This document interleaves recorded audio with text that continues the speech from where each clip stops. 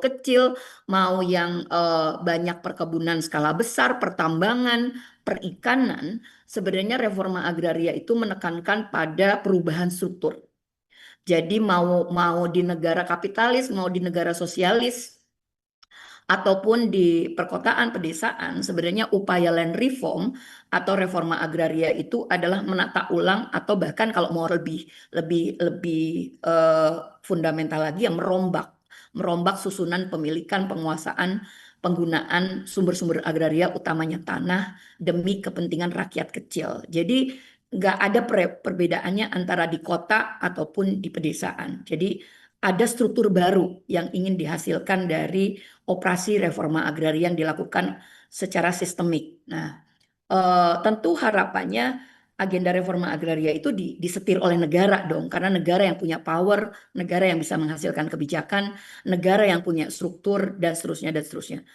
Tetapi kita tahu bahwa kecenderungan negara juga inginnya eh, ya kita sebut kadang nyebutnya reforma agraria, tapi sebenarnya itu reforma agraria abal-abal atau yang seringkali kita sebut reforma agraria palsu. Makanya di gerakan reforma agraria kita sering menyebutnya kita menuntutnya reforma agraria yang sejati. Yang sejati itu yang seperti apa? Ya ada perombakan struktur yang tadinya dikuasai oleh kelompok-kelompok oligarki tadi, oleh para pemilik modal. Kalau misalnya di beberapa negara itu seperti Spanyol atau Philippines itu bagaimana land reform itu disasar kepada tanah-tanah para pemilik modal, tuan tanah, hacienda-hacienda, maka konteks Indonesia adalah bagaimana perubahan struktur agraria itu bisa mentarget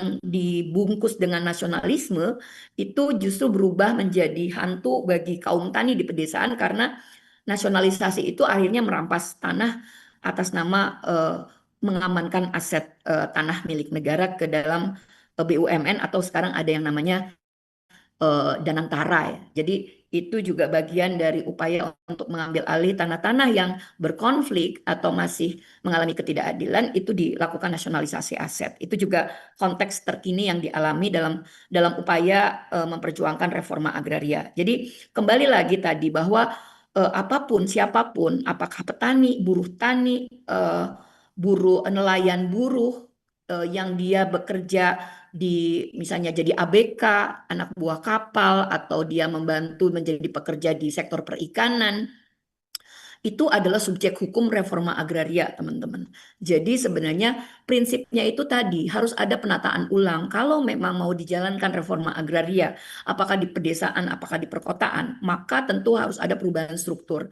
Harus ada political will di mana tanah-tanah yang itu bisa dialokasikan untuk diredistribusikan kepada kelompok-kelompok marginal, apakah petani, apakah buruh, apakah perempuan, apakah masyarakat berpenghasilan rendah, apapun kategori masyarakat atau kelompok marginal, itulah subjek hukum dari reforma agraria. Nah, Mbak kemudian Dewi, maaf, ya, waktunya 1 menit lagi ya. ya.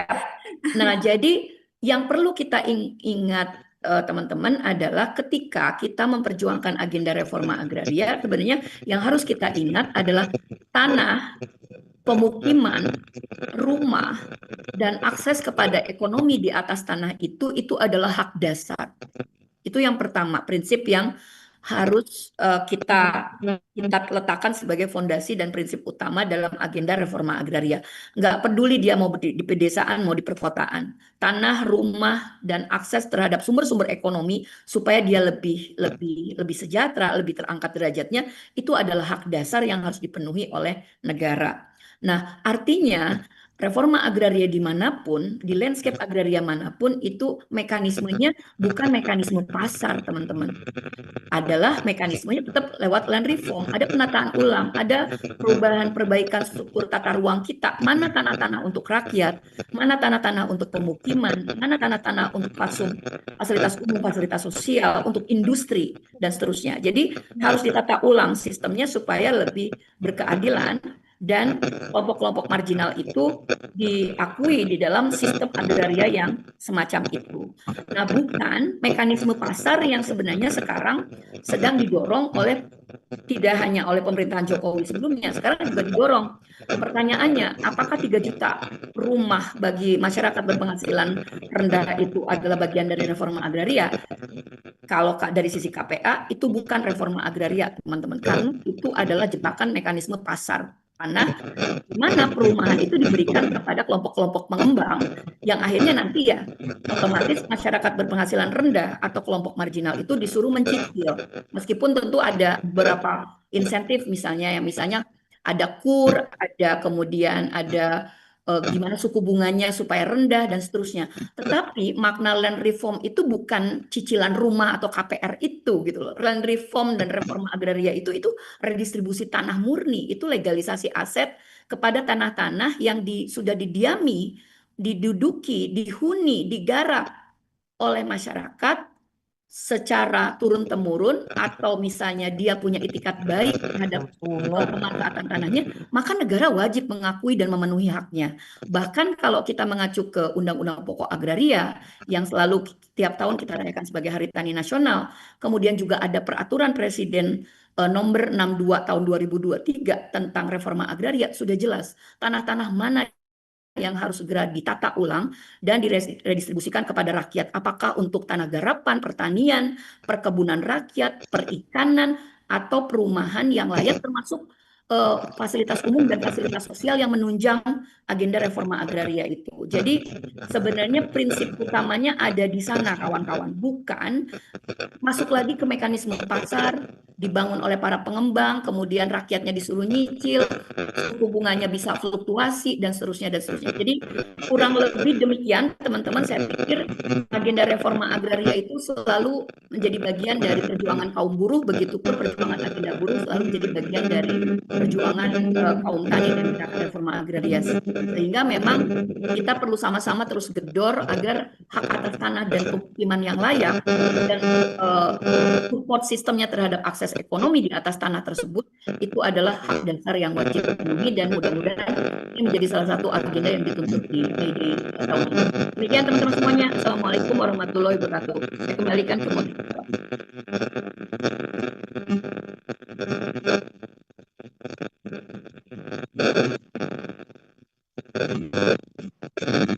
Ya, terima kasih Mbak Dewi, terima kasih atas pemaparannya yang cukup panjang dan cukup mengena ya. Eh, ya, kita meminta pemerintah untuk memberikan tempat tinggal yang layak untuk rakyatnya, bukan memberi rumah, tapi dengan cicilan-cicilan yang besar, cicilan-cicilan yang eh, jauh lebih besar dari pendapatan yang teman-teman dapatkan gitu ya, menyambung dari dampak dari penutupan Selat Hormuz yang akhirnya membuat ekonomi kita menjadi terhambat, terganggu, upah-upah semakin khususnya di sektor garmen ya, saya lebih lebih melihatnya di sektor garmen, eh, kepastian kerja tidak tidak ada, eh, ada outsourcing, upah yang sangat minim gitu. Ini nggak hanya di sektor garmen aja sih sebenarnya ya, di semua buruh sepertinya terdampak gitu ya. Bagaimana rakyatnya, bagaimana buruh bisa punya rumah sendiri, kalau upahnya saja kecil, tapi biaya untuk kita bisa punya rumah itu sangat besar gitu ya.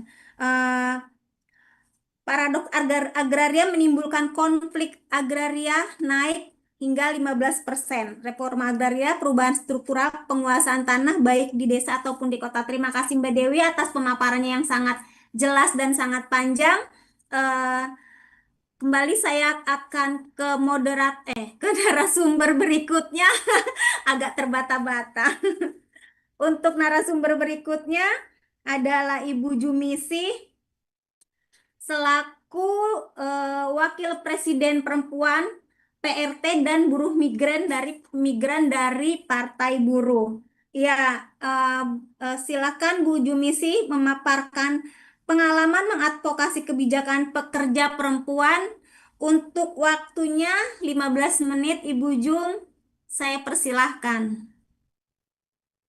Oke, baik. Selamat malam, Piani dan teman-teman. Alam. Apakah suara saya cukup jelas?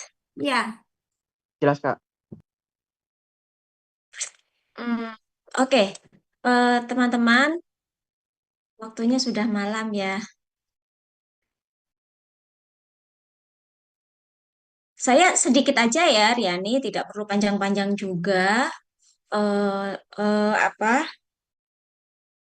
Mungkin dari yang tadi teman-teman sampaikan, kita sudah membahas situasi global, nasional, gerakan buruh, gerakan rakyat, kemudian ada eh, bagaimana reforma agraria itu terjadi, yang tadi Mbak Dewi sampaikan gitu. Saya ingin ngajak teman-teman untuk melihat gitu ada sisi-sisi di mana kita sebagai perempuan yang juga menjadi bagian dari kelas pekerja gitu.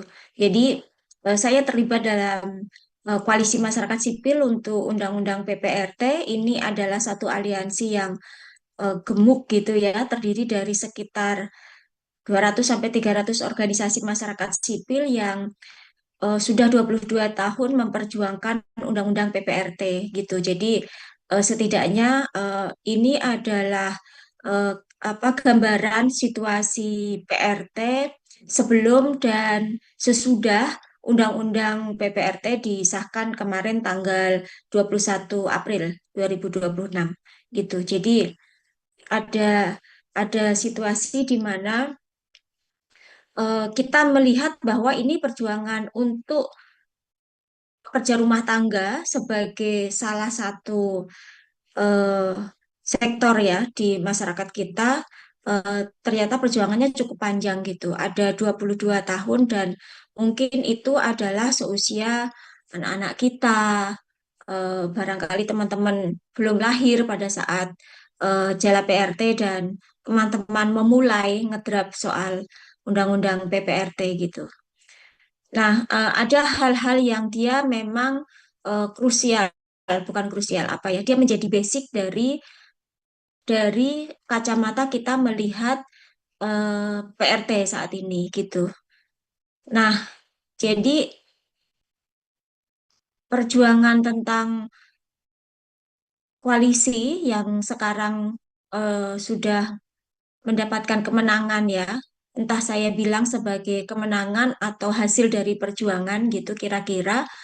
Itu mengubah gitu posisi PRT dari yang tidak terlihat itu menjadi terlihat. Ya, sekarang menjadi subjek hukum dan itu politis sekali ya, teman-teman ya.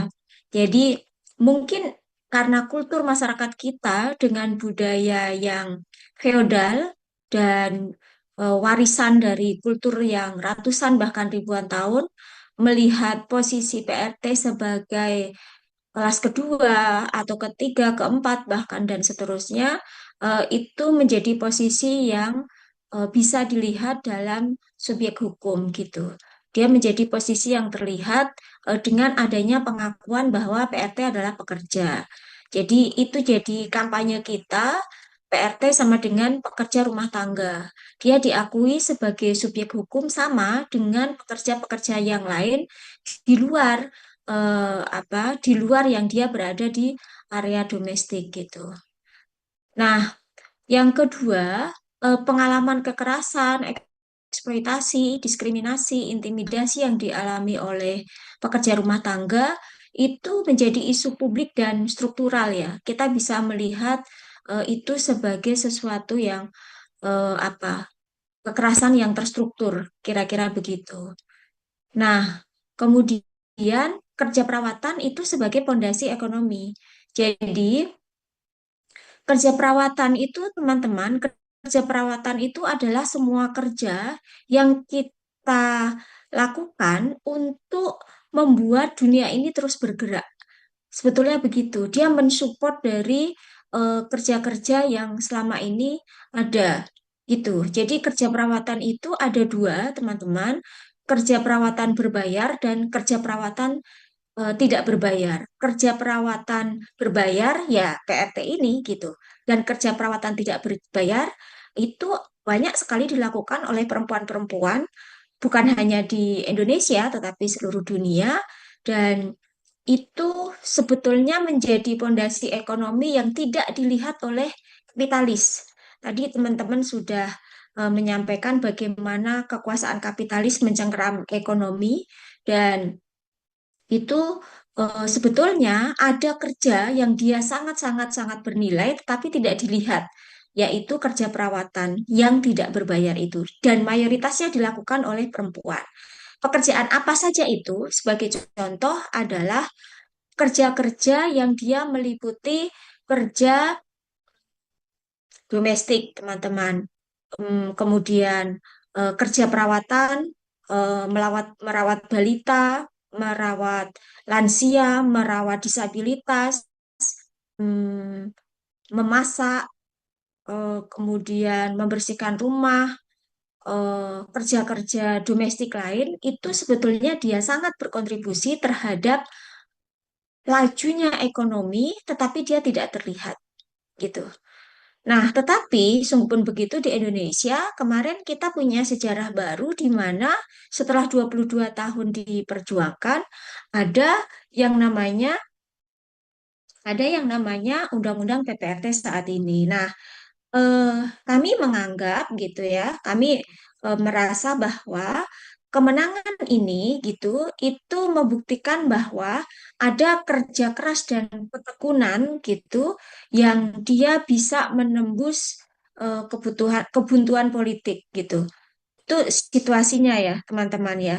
Jadi memang tiada henti ya memperjuangkan ini selama 22 tahun dengan berbagai macam strategi, mulai dari aksi, mogok makan, apa namanya, merantai diri di apa gerbang DPR, eh, kemudian aksi tiap hari, kemudian lobby, konferensi pers, membuat film, apa ya, dukungan video, doa bersama dengan tokoh lintas agama dan seterusnya, semua itu sudah dilakukan gitu. Dan kemarin ada catatan sejarah baru di mana Undang-Undang PPRT itu berlaku saat ini. Nah, jadi ada ada keyakinan di kami bahwa perempuan itu sebetulnya adalah motor perubahan. Tentu saja tanpa menegasikan bahwa ada teman-teman yang lain yang juga bergerak gitu. Jadi ini menghubungkan isu produksi dengan reproduksi gitu ya. Isu upah, PHK, ada krisis dan lain-lain itu tadi dengan isu reproduksi di mana dia hidup dalam kesehari-harian kita yang dia tidak terlihat gitu. Nah, ini membawa realitas konkret kita tentang ada upah, jam kerja, beban ganda perempuan hingga kekerasan itu menjadi nyata untuk dihubungkan dengan situasi politik di negara kita. Kemudian ini juga mendorong adanya agenda kepastian kerja dan upah layak bagi pekerja rumah tangga. Jadi kita sekarang Indonesia ini baru mulai berjalan babak baru tentang pengakuan kerja perawatan berbayar. Nah, nantinya gitu ya, bayangan saya entah kapan 10 tahun ke depan kita bisa mengajukan, mengaktualisasikan bagaimana ada kerja perawatan yang selama ini tidak berbayar itu yang kebanyakan dilakukan oleh perempuan, ibu rumah tangga, ibu, istri, anak perempuan itu menjadi kerja yang dihitung dan bernilai dan dihormati oleh negara kita gitu. Nah, belajar dari Undang-Undang PPRT, sebetulnya perubahan-perubahan yang terjadi ini butuh basis massa, butuh solidaritas, dan butuh kepemimpinan perempuan. Di sini kita menggarisbawahi bahwa keterlibatan perempuan dalam semua lini atau level gerakan itu menjadi kebutuhan utama dia tidak menjadi hal yang ditinggalkan, justru menjadi kebutuhan untuk perempuan ada dalam setiap lini perjuangan itu, gitu. Nah, berikutnya aku mau menyampaikan sedikit tentang ringkasan Undang-Undang PPRT, teman-teman. Kita sering membaca tentang Undang-Undang Ketenagakerjaan, Undang-Undang Cipta Kerja, atau apa namanya, Undang-Undang Pokok Agraria, dan macam-macam gitu ya. Nah, ini ringkasan undang-undang ini saat ini ya, itu belum mendapatkan nomor, belum masuk tercantum di dalam lembaran negara, tapi ini berdasarkan apa yang ada di dalam draft bersih yang sudah kita sebar ke teman-teman dan aku bisa menjelaskan sedikit tentang hal itu. Jadi intinya teman-teman, tujuan atau maksud dari adanya undang-undang ini itu adalah memberikan perlindungan dan kepastian hukum bagi PRT, mencegah kekerasan, eksploitasi kekerasan, gitu. Kemudian mengatur hubungan kerja yang harmonis dalam tanda kutip dan menjunjung tinggi nilai kekeluargaan, kemanusiaan, keadilan, meningkatkan pengetahuan, keahlian, dan keterampilan PRT, dan meningkatkan kesejahteraan. Di sini saya ingin menggarisbawahi soal apa namanya, mencegah segala bentuk diskriminasi, eksploitasi, kekerasan, dan pelanggaran hak PRT gitu ya, teman-teman ya. Maksudnya itu sebetulnya karena PRT sudah diakui sebagai pekerja gitu di Indonesia, maka selayaknya dia mendapatkan perlindungan hukum. Artinya negara hadir gitu. Tetapi tentu saja situasi yang selama ini terjadi itu tidak otomatis bisa cepat berubah seperti kita membalikkan telapak tangan, teman-teman.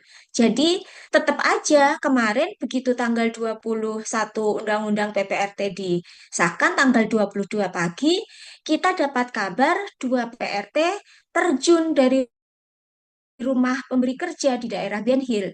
Yang satu sekarang patah tulang di rumah sakit, yang satu sudah meninggal karena kekerasan diperlakukan tidak manusiawi oleh pemberi kerja.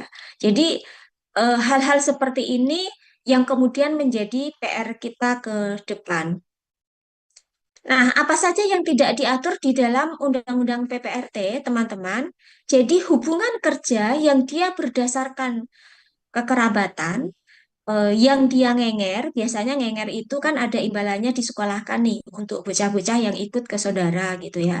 Santri di pesantren, abdi dalam yang di keraton-keraton, itu dia tidak termasuk yang tercover di dalam undang-undang ini gitu. Kenapa?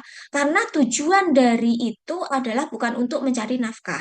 Jadi, yang tercantum di dalam Undang-Undang PPRT itu adalah untuk PRT yang memang tujuan utamanya adalah bekerja, mencari uang, mencari penghidupan.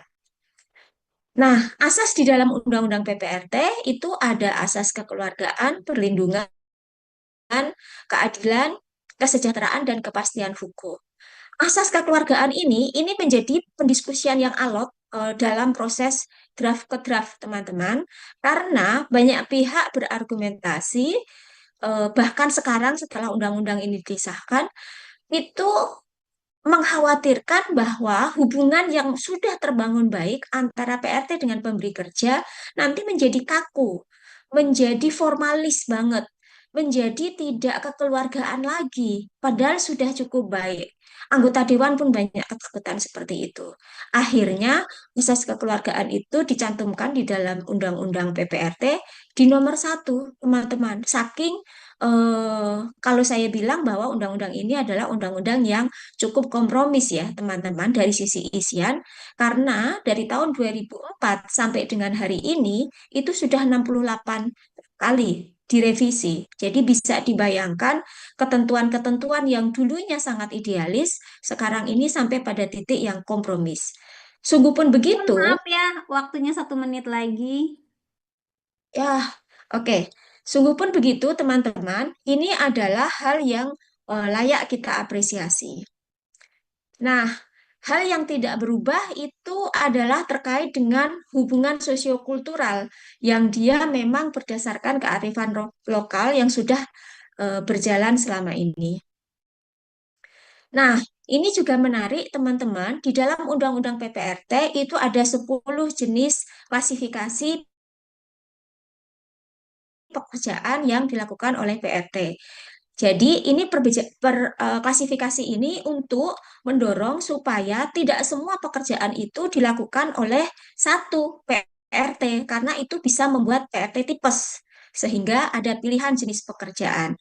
Nah, dari semuanya ini teman-teman, saya ingin menyampaikan karena waktunya tinggal 1 menit adalah eh, ada 2 hal yang kemudian krusial. Yang pertama adalah tentang pengakuan bahwa PRT adalah pekerja, itu menjadi pondasi untuk masuk ke ranah hubungan kerja. Yang kedua adalah adanya perjanjian kerja tertulis antara PRT dengan pemberi kerja, gitu. Jadi perjanjian kerja itulah yang kemudian menjadi modal gitu untuk membangun kewajiban antara PRT dan pemberi kerja, hak PRT dan hak pemberi kerja. Itu sama-sama diikatkan diri dengan perjanjian kerja tertulis. Nah, itu teman-teman. Jadi tidak ada yang ditakutkan eh, karena ini banyak menjadi pendiskusian nyinyir di media sosial bahwa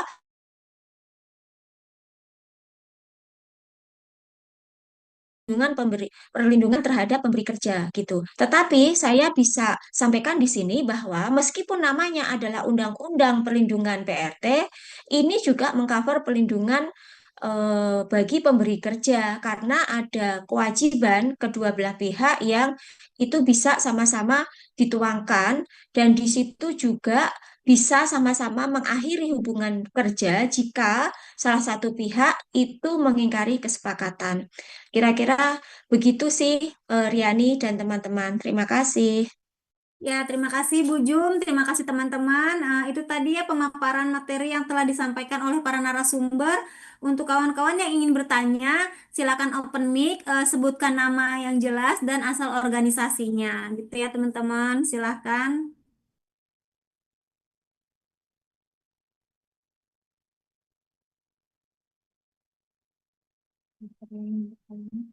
Masih, apa ada yang mau bertanya, teman-teman?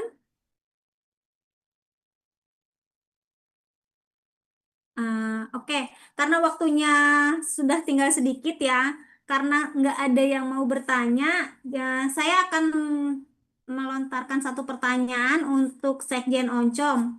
Halo Jen, Ya, Mas, halo. ya, ini Jen. Pasca putusan MK 168, DPR dan pemerintah diberi mandat untuk penyelesaian rencana Undang-Undang Ketenagakerjaan yang baru dalam waktu 2 tahun. Dan akan jatuh pada tanggal 30 Oktober nanti ya. Apa langkah KPBI ke depan untuk memastikan Undang-Undang Ketenagakerjaan tersebut sesuai dengan keresahan kelas pekerja yang kita bahas selama diskusi ini, gitu Jen? Oke, baik. Saya jelaskan ya. Ya. Jadi, pertama yang harus kita pahami bahwa ada 2 poin dari mandat putusan Majelis Hakim MK itu nomor 168 tentang yang satu tuh pertama dia khusus klaster ketenagakerjaan harus dikeluarkan dari Undang-Undang Omnibus Law. Begitu satu perintahnya. Kedua, memerintahkan agar dibuatnya undang-undang ketenagakerjaan yang baru paling lambat 2 tahun setelah undang-undang itu dibacakan atau disahkan. Artinya kalau kemarin 2023 ya, berarti 2026 ini sudah harus dibuatkan atau disahkan undang-undang yang baru.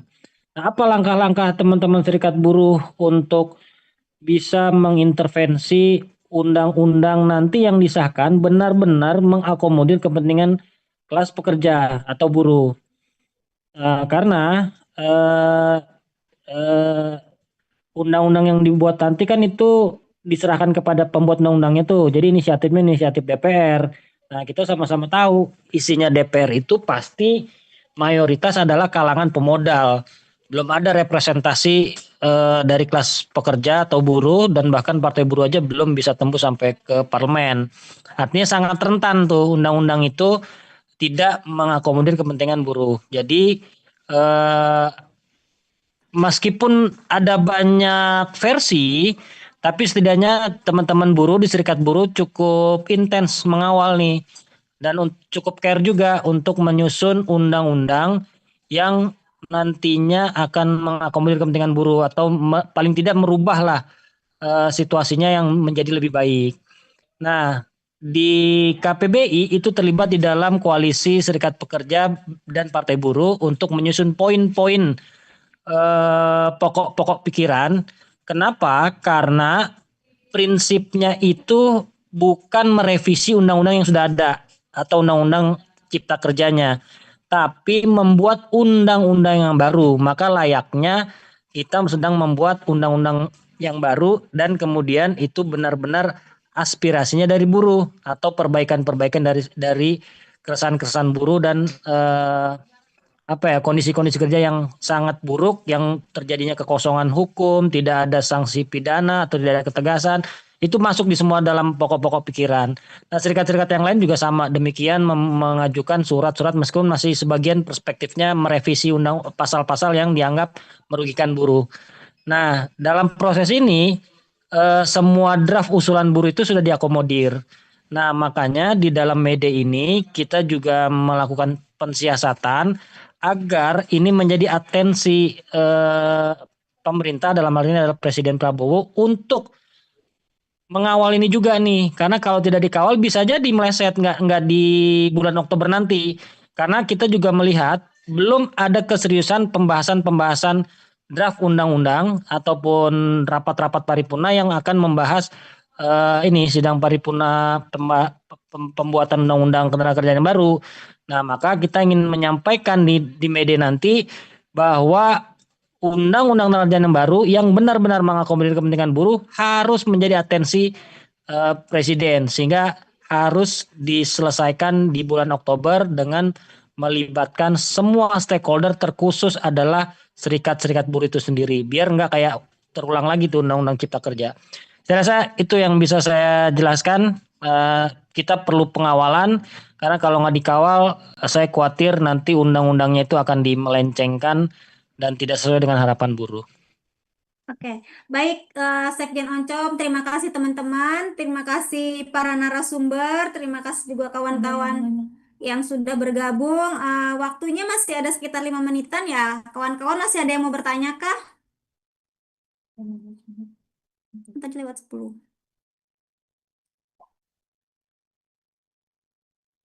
Masih adakah yang mau bertanya teman-teman? Adakah? Oh, Fajar Handayani ya, mau bertanya nih melambaikan tangan nih. Jadi nggak?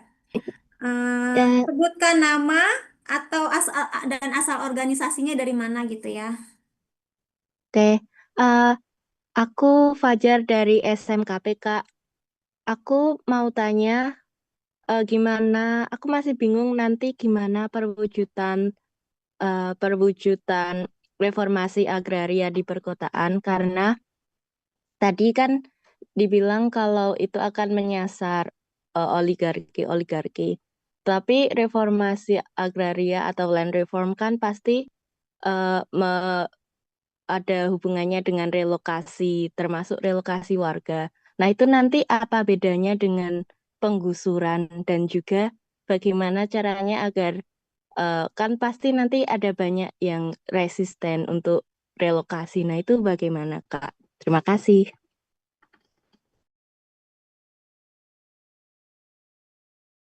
Silakan Mbak Dewi direspon atas apa yang ditanyakan sama Fajar Handayani.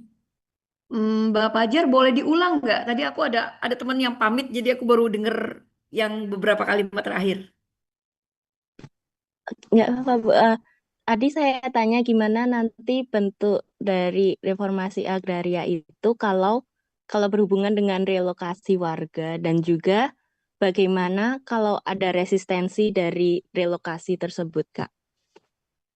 Oke, eh, ya tentu relokasi. Kalau dalam konteks reforma agraria kan sebenarnya justru bentuk-bentuk penggusuran atau relokasi, apakah dipaksakan atau sukarela, itu sebenarnya justru bertentangan dengan nilai-nilai reforma agraria ya. Itu yang pertama. Yang kedua, kalaupun relokasi itu menjadi pilihan terakhir dan itu ada konsen atau persetujuan dan dari masyarakat terdampak, maka sebenarnya pilihan-pilihan relokasinya akan lokasi penempatannya akan di mana, kemudian apakah nanti di tempat yang baru pasca relokasi itu dia jarak ke tempat selama ini dia bekerja atau sumber mata pencahariannya itu jadi menjauh, sehingga nanti ongkosnya, jaraknya, waktunya menjadi justru berkali lipat dari ketika dia di tempat asal.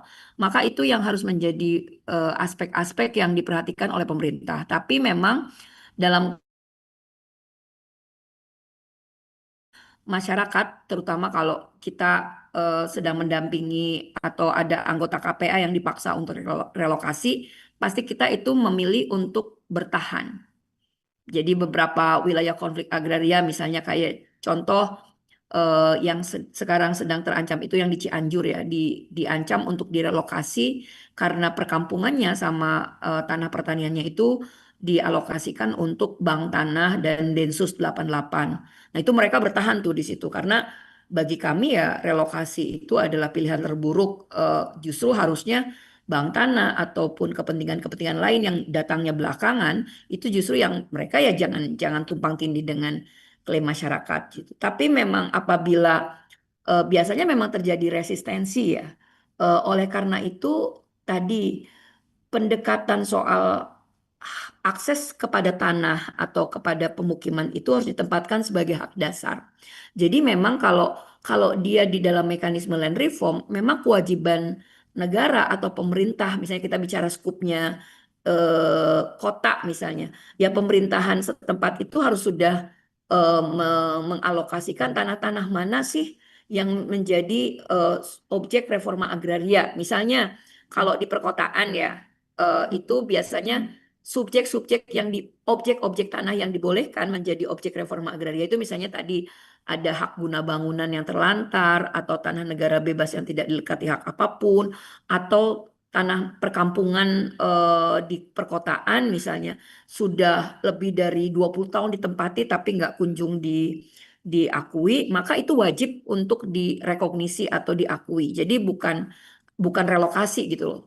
Tinggal penataan kampungnya. Kalaupun tadi harus direlokasi, maka tadi kerugiannya itu nggak cuma kerugian ganti ganti rugi putus gitu loh, tapi juga imaterialnya, kerugian-kerugian yang harus diperhitungkan. Jadi bukan hanya soal nilai tanah dan seterusnya, tapi juga kerugian imaterial karena dampak dari relokasi itu adalah masyarakat harus memulai dari awal lagi, tetangganya baru lagi, jangan jangan sampai anak-anaknya yang bersekolah itu jadinya lebih jauh dari tempat tinggal asalnya atau orang tuanya kerjanya menjadi lebih jauh atau kalau nelayan tiba-tiba direlokasi dia akses ke pantai ke lautnya menjadi lebih jauh sehingga butuh ongkos lebih besar untuk bensin dan seterusnya. Jadi aspek-aspek sosial ekonomi dan dampaknya itu harus dilihat lebih utuh di dalam kerangka reforma agraria dan alhamdulillah sebenarnya di Perpres reforma agraria itu dari sisi objek tanahnya termasuk peruntukannya itu udah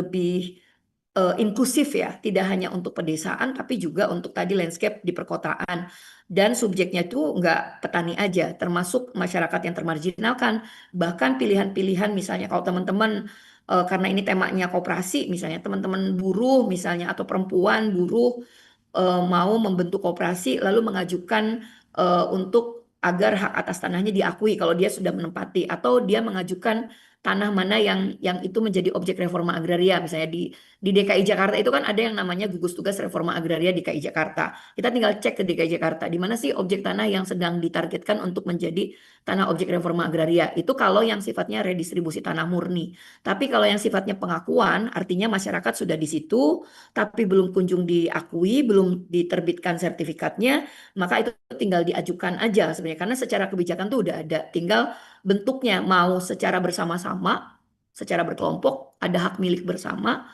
atau secara individual. Itu termasuk pilihan-pilihan ya yang tersedia. Itu aja mungkin. Oke, apakah terbantu dengan jawabannya Mbak Dewi? Sangat terbantu, Kak. Terima kasih. Oke, teman-teman masih ada yang mau bertanya kah? Waktunya sisa 7 menit lagi nih. Hmm, Kalau nggak ada, kita closing statement ya dari para narasumber. Hmm, Boleh, kita closing statement ya, teman-teman. Silahkan dari Bung Gede dulu deh disampaikan. Waktunya 2 menit.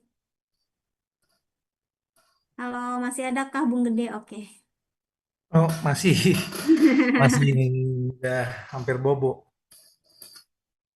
Ya, jadi pertama-tama terima kasih sekali atas kesempatannya dan atas wawasan yang tadi disampaikan oleh para pembicara yang lain. Menjadi sangat terbantu untuk meningkatkan pengetahuan kita semua bersama-sama.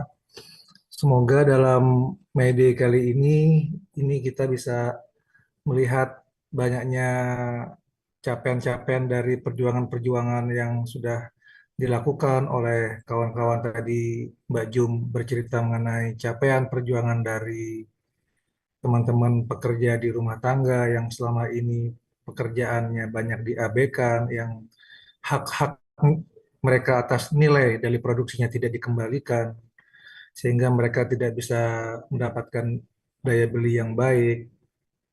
Sehingga inilah waktunya kalau ada teman-teman pekerja di rumah tangga ada kebutuhan seperti itu, ada kebutuhan teman-teman petani juga untuk mendapatkan nilainya atas bumi, yaitu berupa tanah, objek reforma agraria, dan kita sangat yakin bahwa untuk menjadi negara maju, struktur tanah harus dibuat menjadi adil, karena banyak sekali pengalaman negara-negara terutama di Asia Timur seperti Jepang, di Taiwan, di Singapura bahkan atau di Korea Selatan itu semua sudah melalui proses reforma agraria dengan mungkin bentuk yang berbeda-beda, tapi intinya mereka sudah merapihkan, mereka sudah mengatur secara mendasar struktur penguasaan tanahnya sehingga berhasil menjadikan fondasi untuk mengubah negaranya menjadi negara industri yang maju yang berkecepatan tinggi. Dan begitu pun juga apa kepentingan kelas pekerja kita itu sangat betul tadi yang disampaikan oleh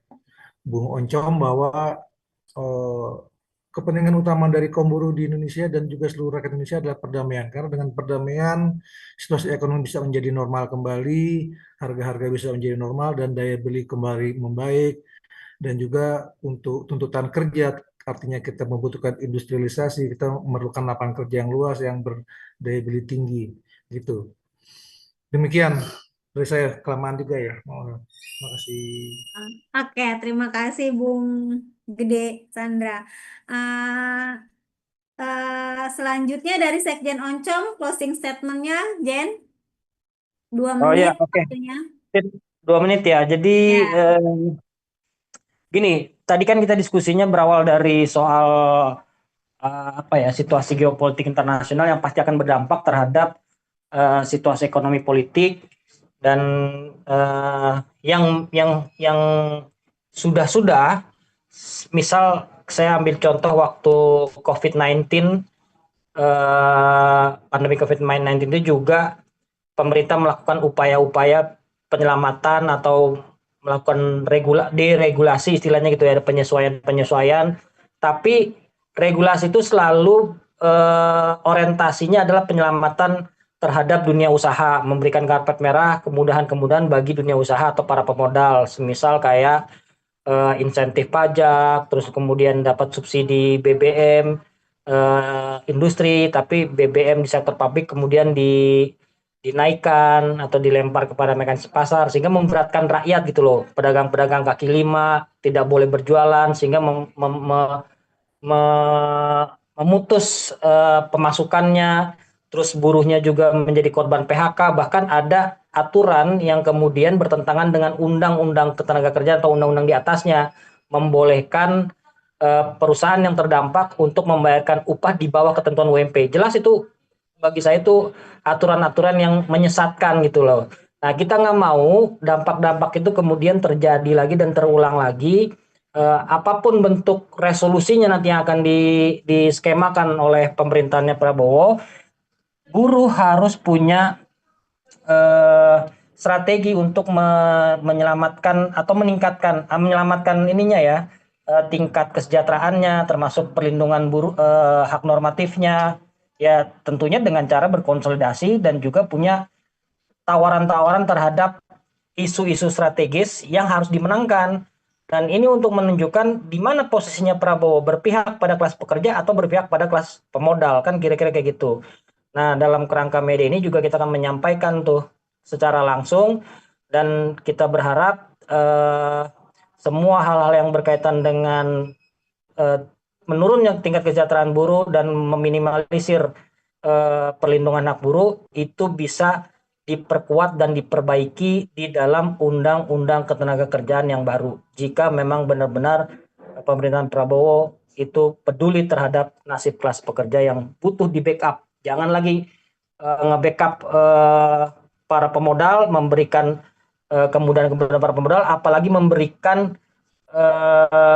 insentif atau peluang bisnis untuk dimonopoli dan kemudian memperkaya mereka orang, para elit-elit politik dan juga termasuk para oligarkinya. Dan ini udah saatnya buruh harus menyatakan sikap, buruh harus benar-benar dipedulikan, termasuk juga tadi tuntutan kita soal sebenarnya bukan dalam rangka untuk mendikotomikan soal perspektif reforma agrarianya, tapi ini bagian dari keresahan buruh yang memang harus dilindungi hak dasar warga negaranya untuk mendapatkan tempat tinggal yang layak, karena buruh adalah orang yang kesulitan untuk mengakses tempat tinggal yang layak. Kira-kira begitu. Oke, terima kasih Sekjen Oncom Damar Pancamulya. Selanjutnya dari Mbak Dewi dong, closing statementnya sedikit aja, 2 menit waktunya. Ya, makasih Mbak Riani. Jadi kawan-kawan semuanya, menjelang May Day tentu kami berharap tentu agenda reforma agraria tetap menjadi bagian dari agenda perjuangan kaum buruh di May Day 2026. Bagi kami tentu, dan ini seringkali didiskusikan dengan KPBI ya bersama teman-teman konfederasi buruh lainnya, bahwa sebenarnya kalau kita mau memperbaiki relasi desa kota yang seringkali sebenarnya dalam kacamata gerakan reforma agraria ini seringkali justru kota ialah yang banyak menghisap pedesaan karena orientasi ekonomi politik yang lebih berbasiskan pada pengerukan sumber daya alam, terutama tanah atau proyek-proyek yang bersifat lapar tanah itu memberikan tekanan kepada tanah-tanah di pedesaan sehingga dia terlepas dari tangan-tangan petani, dari tangan-tangan buruh tani, masyarakat pedesaan, perempuan di pedesaan yang menggantungkan hidupnya kepada budaya agraris dan pertanian. Nah, sehingga untuk memperbaiki itu memang harus dilakukan agenda reforma agraria supaya situasi agrarianya menjadi tidak timpang bagi masyarakat yang selama ini menggantungkan hidupnya kepada tanah, utamanya tentu bagi kaum tani yang merupakan kelompok utama dari yang selama ini memperjuangkan agenda reforma agraria. Nah, kita bisa bayangkan kenapa selama ini justru relasi desa kota itu saling menghisap, karena memang penggusuran, perampasan tanah yang terjadi di pedesaan itu membuat banyak masyarakat pedesaan lari ke kota-kota untuk mencari peruntungan hidup yang lebih baik karena tanahnya sudah lepas atau digusur, dirampas dan seterusnya. Berubah menjadi landscape pertambangan, proyek-proyek PSN, pariwisata, ketahanan pangan, kelapa sawit, perkebunan sawit, dan seterusnya. Yang itu membuat orang di pedesaan banyak masuk ke kota-kota untuk mencari pekerjaan, bahkan banyak sekali dari keluarga petani yang menjadi TKI, TKW, dan seterusnya. Sehingga itu juga melimpahnya tenaga kerja dari pedesaan ke perkotaan itu membuat posisi tawar kaum buruh juga menjadi lemah karena semakin banyak surplus tenaga kerja yang masuk ke perkotaan. Nah, kalau reforma agraria dijalankan di pedesaan juga di perkotaan, itu akan membuat relasi antara desa dan kota termasuk pembangunannya atau industri yang masuk ke desa itu menjadi lebih bersifat mengakomodasi tadi prinsip-prinsip keadilan. Jadi seringkali kan didikotomikan antara reforma agraria dengan industri. Padahal reforma agraria itu justru nggak anti industri, tetapi kita menginginkan industrialisasi yang terjadi di pedesaan itu adalah industri yang memperkuat sentra-sentra produksi rakyat, apakah di perikanan, perkebunan, peternakan, dan seterusnya. Termasuk juga kita menginginkan reforma agraria diberlakukan secara 100% di seluruh tanah daratan, atau bahkan kalau bagi nelayan itu reforma agraria tidak hanya di daratan di tanah, tapi juga masuk ke akses laut, ke wilayah tangkap, dan seterusnya. Jadi kurang lebih itu kenapa reforma agraria penting ditempatkan untuk membangun relasi desa kota yang saling tidak lagi menghisap tapi saling memperkuat. Dan tentu harapannya pasca May Day nanti KPA siap bersama dengan KPBI untuk melakukan kerja-kerja pengorganisasian untuk membersamai teman-teman di perkotaan yang ingin juga memperjuangkan agenda reforma agraria. Secara kebijakan sudah ada, tetapi memang kebijakan ini akan mati kalau nggak ada yang menyokongnya, kalau nggak ada yang menggunakannya dan mendesakannya untuk dijalankan kepada pemerintah. Jadi sebenarnya udah terbuka dan sangat inklusif, tidak hanya bagi kaum tani, tapi juga kelompok-kelompok masyarakat lain yang termarginalkan, termasuk buruh dan tentu tadi teman-teman PRT yang juga atau komunitas perempuan di perkotaan yang juga memperjuangkan tidak hanya fasilitas umum, fasilitas sosial, tapi juga pemukiman yang layak. Bahkan buat saya bukan dalam skema tadi KPR. Kalau KPR itu kan nggak perlu reforma agraria. Tapi justru tadi bagaimana mendapatkan pengakuan hak atas tanah bagi kampung-kampung yang dianggap kumuh, harus diruntuhkan dan seterusnya supaya mendapatkan legal standing. Dan kemudian bagaimana juga kita bisa memperjuangkan agenda reforma agraria supaya tata ruang dan sistem agraria di perkotaan juga mengakomodasi bagi kelompok-kelompok marginal. Jadi selamat May Day kawan-kawan, KPA akan bergabung di May Day nanti bersama teman-teman petani, bersama gerakan buruh bersama rakyat. Makasih. Terima kasih. Assalamualaikum warahmatullahi wabarakatuh. Waalaikumsalam warahmatullahi wabarakatuh. Terima kasih Mbak Dewi. Closing statement selanjutnya dari Bu Jumisi. Silakan Bu Jumisi, waktunya 2 menit. Ya, teman-teman, yang terpenting saat ini itu adalah bagaimana kita terus berusaha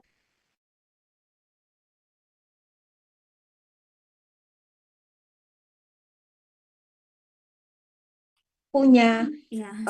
pola-pola pengorganisir yang dia dinamis gitu. Jadi dia bisa masuk ke semua sektor di masyarakat kita dan tentu saja dengan melibatkan perempuan, komunitas perempuan-perempuan akar rumput karena di sanalah ruang-ruang penindasan eksploitasi itu terjadi. Jadi perempuan yang diberi ruang dan kemudian difasilitasi untuk terus bergerak, berkembang, mengaktualisasikan diri itu dia adalah perempuan-perempuan yang bisa menjadi agen perubahan di negara kita. Aku pikir begitu, Riani. Selamat Medi juga, teman-teman.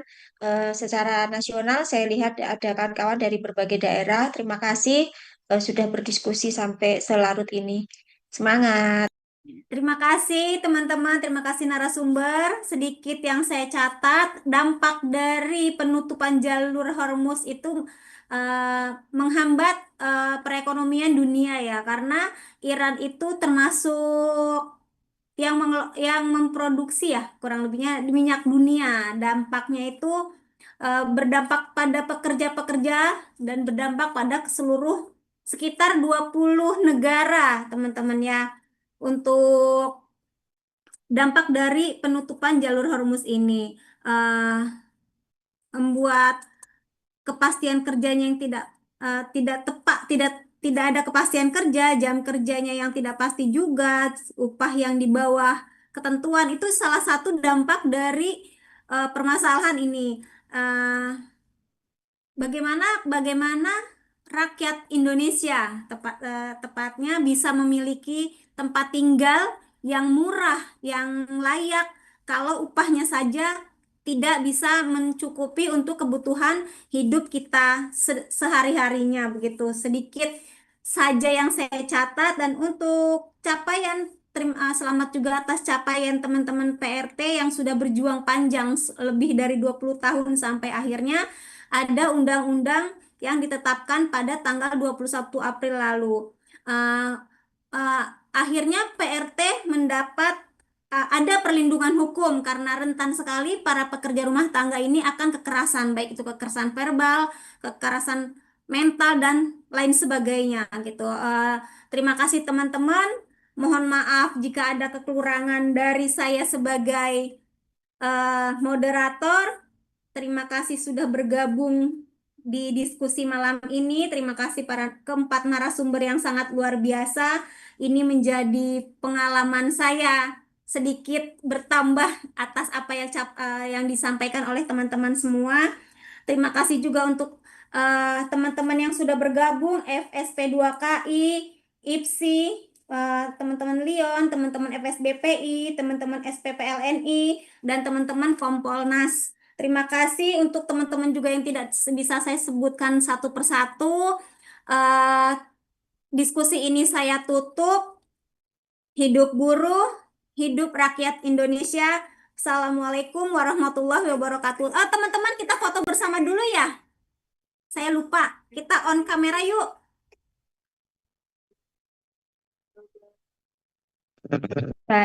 Baik, diperintah sama Riani kita. Enggak.